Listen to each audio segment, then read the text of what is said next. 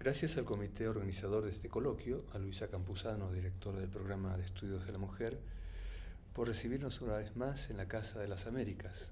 Ahora considero que esta casa, la mía, es una grata extensión. La diferencia sexual, una barbarie de la esclavitud. Amo, esclavo, metáfora o lección revolucionaria. Para Hegel será el Estado surgido de una dinámica donde la ciudadanía calibrará ética y políticamente la ferocidad cosificante del mercado, lo que permitirá la escritura de la historia universal cenit de la razón. A la tendencia degradante del trabajador a un apéndice de la máquina capitalista y la lejanía de un ideal de nación, Hegel recorta y toma un fragmento relacional discordante y a la vez inaugural, la del amo y el esclavo, y las pone a mover en una dialéctica. Será a través de los movimientos negativos de esa relación que ocurra un reconocimiento mutuo, del que surgirá la sociedad civil y con ella el Estado. El esclavo parece tomado para demostrar el punto más alto de la cosificación del trabajador.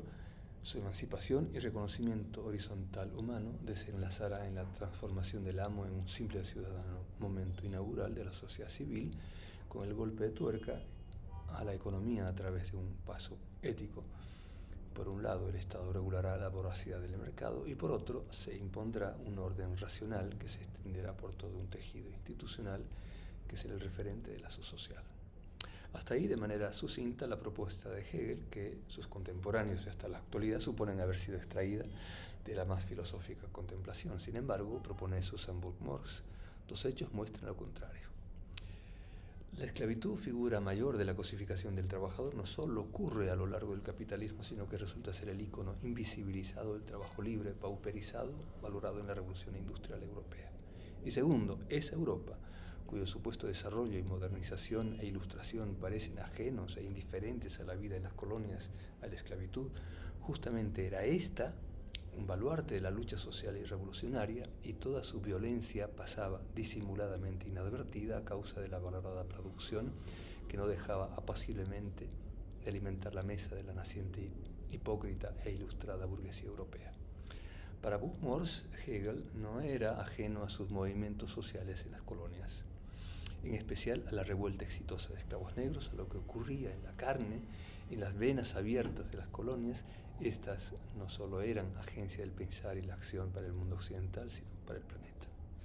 El levantamiento de esclavos en Haití será entonces lo que permitirá vislumbrar la construcción del Estado constitucional negro a propósito del reconocimiento mutuo en el corazón de la contradicción dialéctica amo-esclavo, en tanto ésta se revela contra la esclavitud al grito libertad o muerte.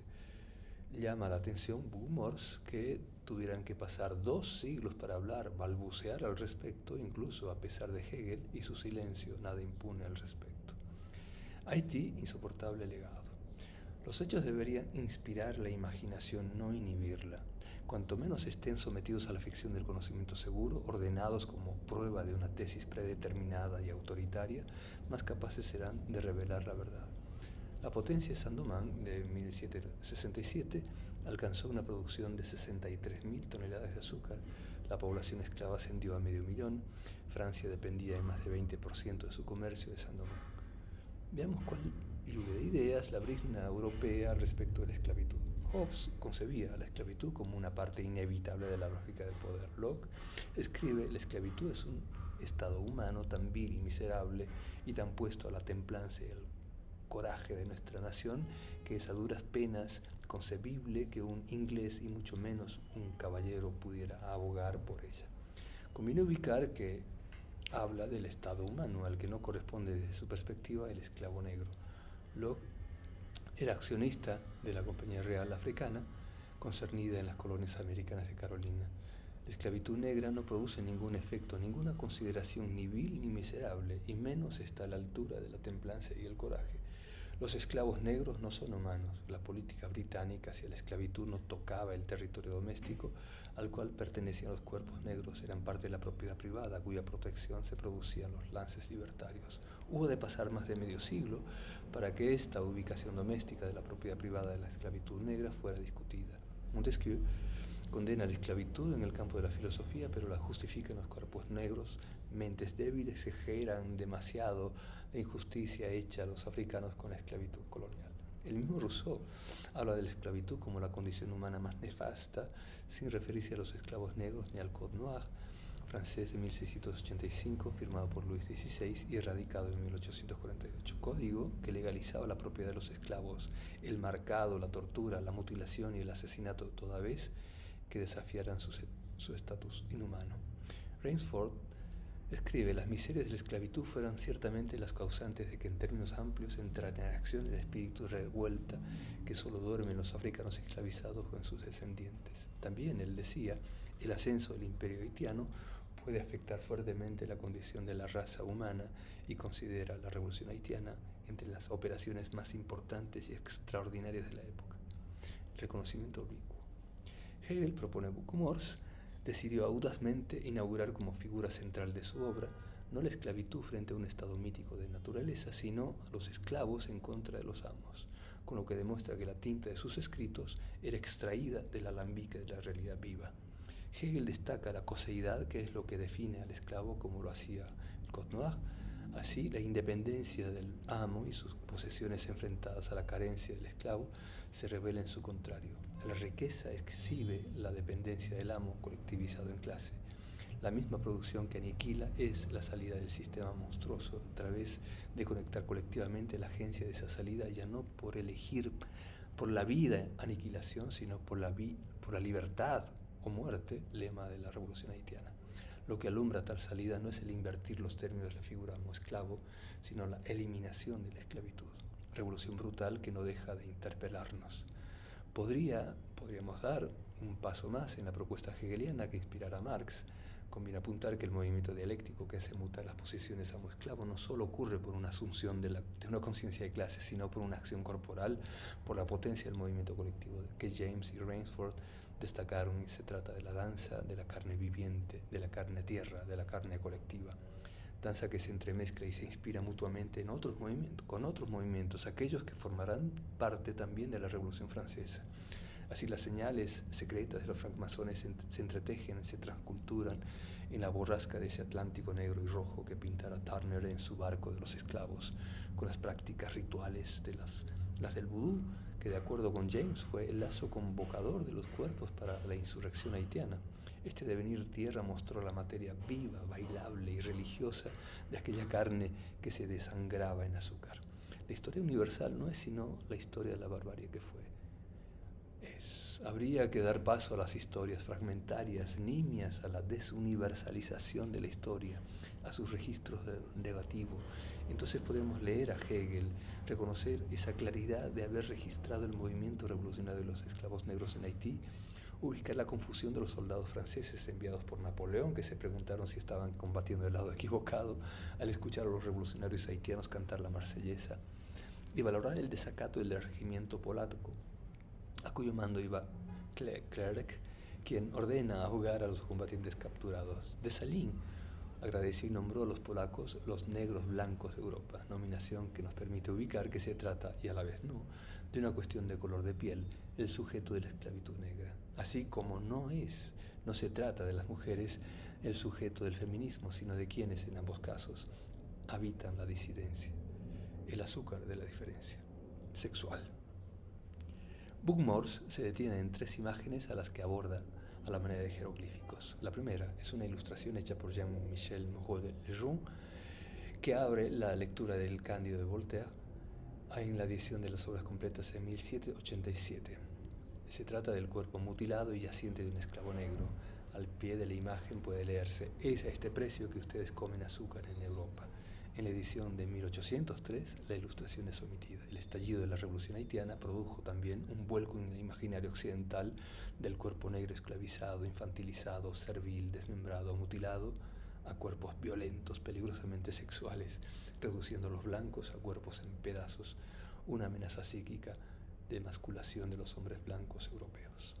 En esta modificación del imaginario occidental que produjo la Revolución Haitiana, pueden ubicarse varias cuestiones cuyo entrelazamiento han logrado construir un tejido ficcional a través de más de 2 siglos, de donde vemos emerger con una potencia que se nos impone y para el colmo llamamos nuestra realidad.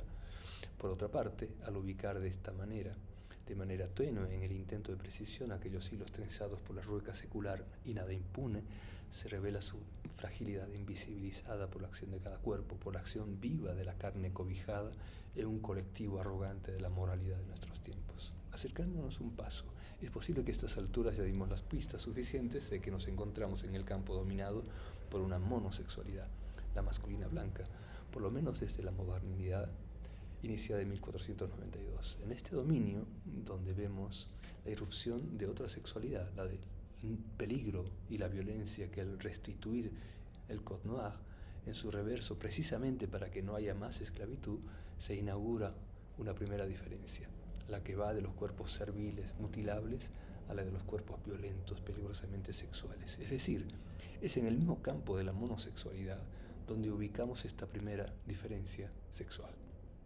Mientras eran cuerpos serviles, mutilables, infantiles, parecían carecer de sexualidad, o bien simplemente esta no contaba. Una vez revelados y convertidos en violentos es cuando aparece otra sexualidad, una sexualidad peligrosa, diferente. La colonia y todo el armado estratificante que va desde lo subhumano hasta ubicar en cada color de piel, en cada tono, las combinaciones consanguíneas y con ello una tabla de jerarquías y privilegios no está colocada frente al espejo de la venganza, sino ante la barbarie que se hizo evidente y con ella la posibilidad de su desmembramiento, de su mutilación, de su despedazamiento. La figura del Cándido, nos dice Buck-Morss, expresa la innegable experiencia política de la culpa que nosotros los humanos sentimos cuando somos testigos de algo profundamente malo e injusto a la luz de los principios que gobiernan nuestro mundo cotidiano. Nosotros decimos la innegable experiencia política de la culpa, que no es sino una deriva en tanto culpa de la colonia y su exutorio territorializado a través del arrepentimiento cristiano. Nadie está libre de pecado. Es de esta materia que están hechas las revueltas y de ahí reivindicamos el carácter político, mas no de la culpa, sino del pecado, de la disidencia y de su desarrapada fragilidad. Es de esta materia, la del pecado y su disidencia, y la disidencia de la que están hechos los caminos inventados, reventados de las mujeres que aparecerán en tanto cuerpos reproductores, productores, a los que se atribuirá ser el cimiento de la familia moderna en el siglo decimonónico, cuerpos en quienes se desplazará la propiedad esclavista masculina y patriarcal junto con los atributos biopolíticos previos a la revolución de los esclavos negros. La obediencia, el servilismo, la mutilación, el desmembramiento, la infantilización, la fragilidad. Así podemos trazar la gran cartografía de una segunda diferencia sexual. Podemos decir la que tiene mayor éxito, pues se le adosa una materialidad biopolítica, la de la biología, y una potencia otorgada, se dice, por la naturaleza, la de la reproducción. Asistimos al poblamiento del mundo masculino blanco, primero con el oblicuo reconocimiento de los negros cuerpos de una peligrosa sexualidad que es la que los convierte en cuerpos reconocibles, y segundo, con una metonimia del cuerpo de las mujeres, pues lo que toma lugar es el útero y todo el abanico de manifestaciones deseantes estudiadas por Freud desde el siglo XIX. Manifestaciones deseantes en resistencia, diríamos hoy, lo cual inauguraría otra clínica o bien una contraclínica.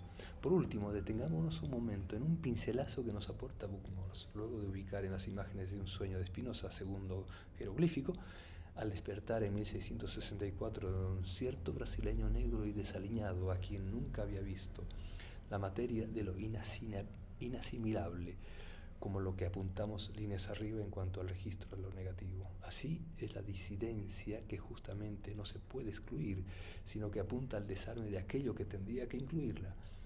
Tercer jeroglífico, se trata de una debilidad, la única, apunta de Adam Smith. Nunca olvidaremos una velada en particular cuando Adam Smith dejó en delicada confusión a una señorita ya entrada en años que presidía una mesa de té al desatender por completo su invitación a sentarse y proseguir caminar alrededor del circuito, deteniéndose una y otra vez para robar un terrón de azúcar del cuenco, el cual la respetada solterona finalmente se vio obligada a ubicar en su propio regazo, pues era el único método de preservarlo del devastador despilfarro.